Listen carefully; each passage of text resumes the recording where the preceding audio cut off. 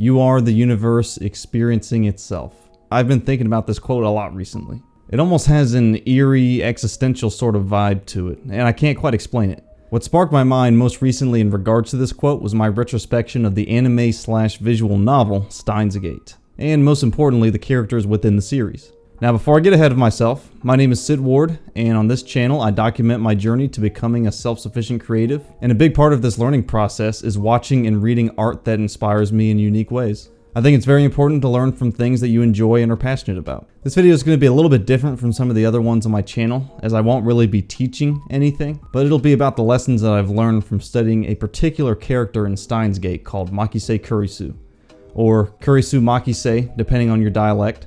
I'm just going to call her Kurisu for the remainder of the video. For some background, if you don't know, Steins started out as a visual novel, which is a text-based narrative video game. It was adapted into an animated show, and has had movies and a sequel series over the course of the last decade. Spoilers for the plot: it follows the journey of a handful of young adults who essentially discover the ability to send messages, and eventually memories, into the past and alter the present. I recommend that if you want to experience the story, but don't have a lot of time, check out the anime. The visual novel can be quite time consuming. Both the Japanese and English versions of the anime are outstanding, so either is great. The main character of the series, who is Okabe Rintaro, has been the topic of countless YouTube videos discussing his character. While he is a great character in his own right, I wanted to focus on a different character, which, as I said, is Kurisu. So now that I've got the background out of the way, I'm going to tell you why I think Kurisu is one of the most fascinating and effective characters ever written. If you caught my last video, then you'll know that characters are one of the most important aspects of storytelling. If you want to learn more about character development, then definitely check out that video. I'll link it for you right now. Characters are the way that we, the audience, can empathize with a particular message or theme.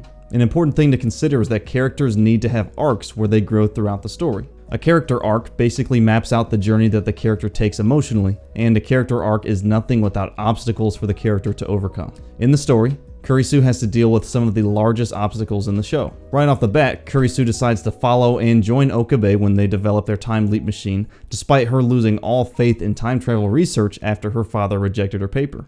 Kurisu was originally a proponent of time travel being possible, but her interaction with her father essentially ended that line of thought. Near the beginning, there's like 30 minutes of story in the visual novel that's dedicated to her debunking various time travel theories. This sequence is shorter in the anime, but it still shows how significant her decision to finally join Okabe was. She overcame an obstacle within her mind, one that was telling her that time travel was impossible. She decided to take the risk and dive deeper even though the universe and her father told her that it was wrong. I find that quite inspiring, actually. Don't get me wrong, Okabe certainly had his share of obstacles. He had to essentially time travel thousands of times and choose between saving his childhood friend Mayuri or saving Kurisu.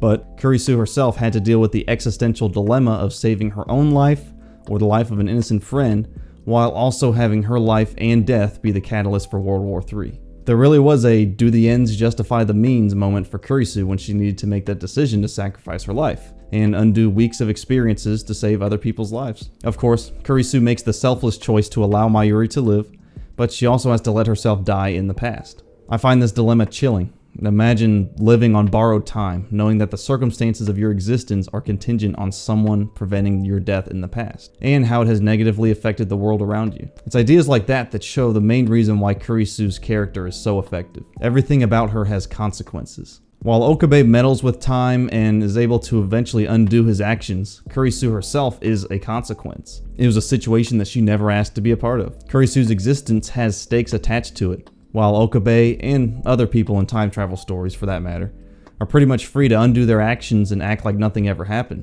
Kurisu's existence is tied to the idea that her research could send the world into a dystopia, one where people suffer. The future world, for lack of a better term, shows us the consequences of time travel firsthand. But something I think is more poignant is what I like to call the dystopia of the mind. That's the dystopia that's created within the thoughts of the person whose very existence is consequential. That's why what Kurisu experiences is almost unfathomable trying to visualize what it must be like. That is, in my opinion, one of the most effective examples of true consequence in fiction. The ones that make you feel the severity of the moment, and you can even put yourselves in the shoes of the character and understand their pain. Kurisu as a character has many different dimensions of development, and it's incredible. Going back to a more straightforward outlook, the basic struggle that she goes through is simple yet relatable. It's a look at what she wants versus what she really needs.